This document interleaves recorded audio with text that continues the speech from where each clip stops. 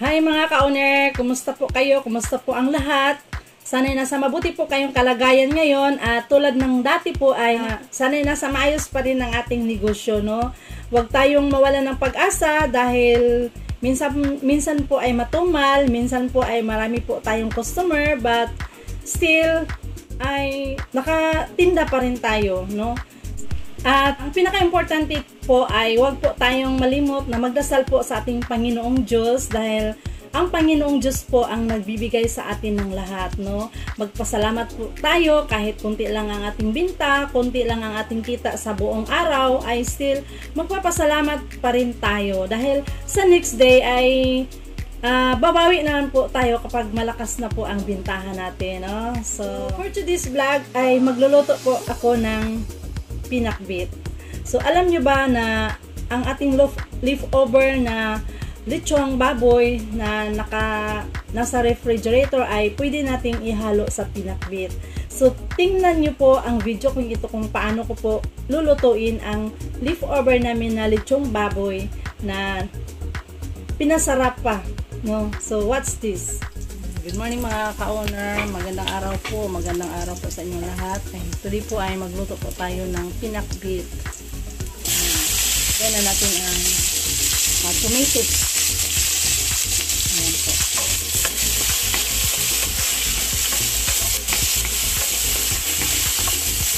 So, ayan po mga ka-owner.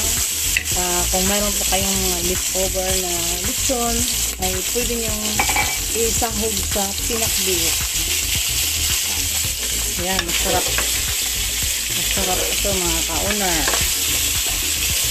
Leftover niyo na lechon, pwede niyong isahog sa pinakbit.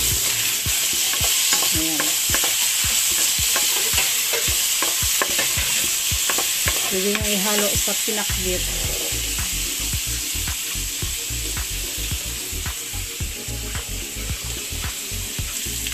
Lagyan natin ng soy sauce.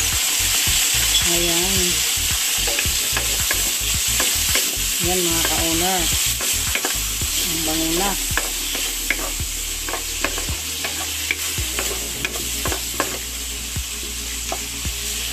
Sarap ito mga ka-owner. At saka, ilagay na natin ang gulay.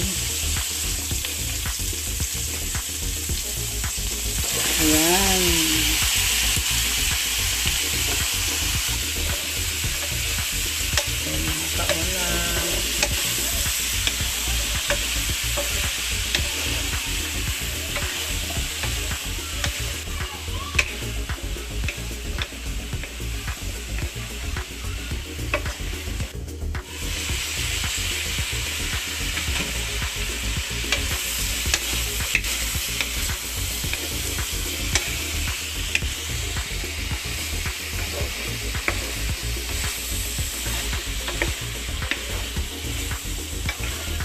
Maglagay na tayo ng water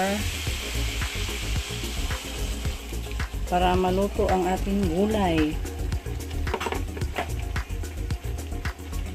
Ayan na mga ka-owner, no? Tingnan na naman natin kung malambot na ba ang ating gulay. Maglagay tayo ng kunting asin.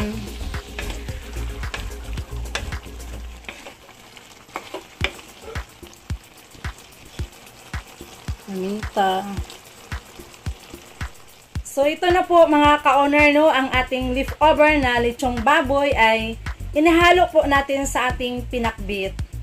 No, so, ayan po. No? So, ayan po mga ka-owner, no? Ang ating leftover na lechon na inihalo natin sa pinakbit.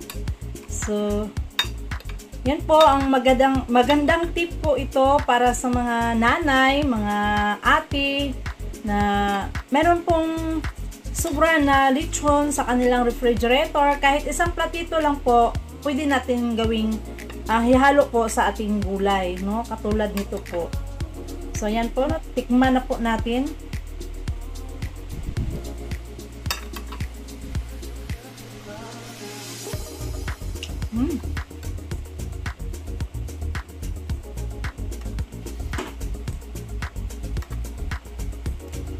Sobrang sarap po. Yung lasa ng lechon ay pumunta po, nanuot-nuot po sa gulay, no? So, hindi natin malasahan na lechon lang, kundi may halo pa siyang gulay, no? Yan. So, yan lang po sa araw na ito at sana'y may natutunan kayo sa video kong ito. And please, don't forget to click the subscribe button and click the notification bell upang ma-notify kayo sa next upload ko po ng mga videos. Tandaan, sa negosyo ay kailangan ang sipag at tiyaga at dasal at may pananalig sa puong may kapal. Thank you for watching. See you on my next vlog.